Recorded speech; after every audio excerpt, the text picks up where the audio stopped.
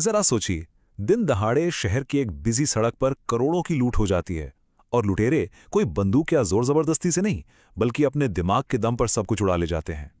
आज हम बात करेंगे एक ऐसी ही चौंका देने वाली डकैती की, जिसकी कहानी किसी फिल्म की स्क्रिप्ट लगती है, लेकिन है 100% असली।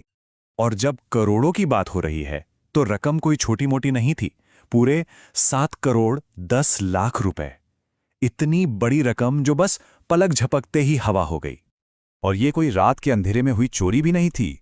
ये सब हुआ दिन के उजाले में, सबके सामने, बेंगलुरु की एक भीड़-भाड़ वाली सड़क पर।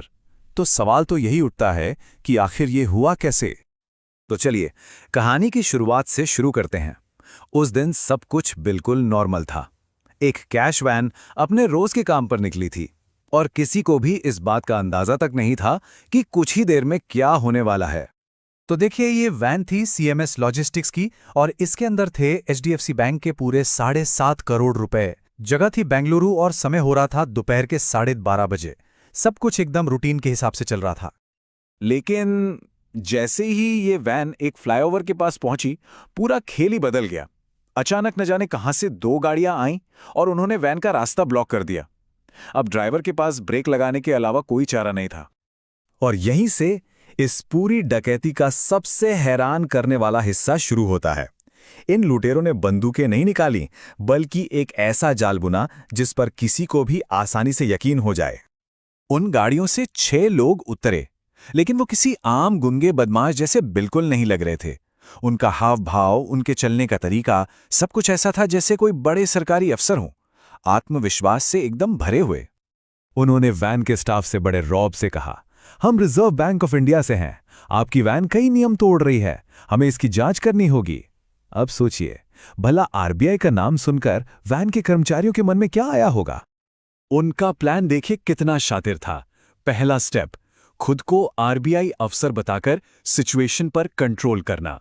दूसरा स्टेप, वैन के गनमैन को पूछताछ के बहाने अपनी गाड़ी में बिठा लिया, जिससे वैन की सुरक्षा ही खत्म हो गई। और फिर वे खुद ड्राइवर के साथ वैन में बैठ गए और उसे गाड़ी आगे बढ़ाने को कहा। उस वक्त तक वैन की कर्मचारियों को यही लग रहा था कि ये कोई सरकारी जांच ही है। लेकिन ये जो निकाब था, ये बहुत जल्द उतरने वाला था और लुटेरों का असली चेहरा सामने आने वाला था। वैन कुछ मीटर ही आगे बढ़ी होगी कि उनमें से एक ने ड्राइवर की कनपटी पर बंदूक रख दी। बस एक झटके में सारा ड्रामा खत्म। अब वहां कोई RBI अफसर नहीं था, सिर्फ लुटेरे थे और उनका एक ही मकसद था, पैसा। ड्राइवर को एकदम साफ साफ हुक्म मिला, कैश से भरे ये 3 बक्से चुपचाप हमारी गाड़ी में रखवा दो।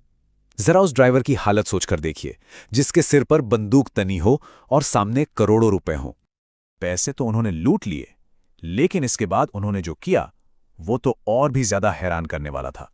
वे ऐसे गायब हुए जैसे कभी वहां थे ही नहीं। इस टाइमलाइन पर एक नजर डालिए। 12:30 बजे वैन को रुका गया और ठीक 1 बजे तक लुटेरे 7.1 करोड़ रुपए लेकर फरार हो चुके थे। मतलब सिर्फ 30 मिनट में पूरा खेल खत्म। यह दिखाता है कि उनकी प्लानिंग कितनी जबरदस्त थी। और हां, भागने से पहले उन्होंने अपनी आखिरी चाल चली। उन्होंने वैन के कर्मचारियों से कहा, हम ये पैसा जांच के लिए RBI ऑफिस ले जा रहे हैं, तुम लोग सीधे पुलिस स्टेशन जाओ और अपनी रिपोर्ट लिखवाओ। इस एक झूठ ने उन्हें भागने के लिए और भी कीमती वक्त दे दिया। ये पूरी घटना अपने पीछे कई सवाल छोड़ जाती है। इतनी सटीक प्लानिंग, इतनी हिम्मत, और सबसे बड़ा सवाल, उन 7.1 करोड़ रुपयों का आखिर हुआ क्या? ये कहानी हमें बताती है कि कभी-कभी असलियत फिल्मों से भी ज्यादा रोमांचक और अविश्वसनीय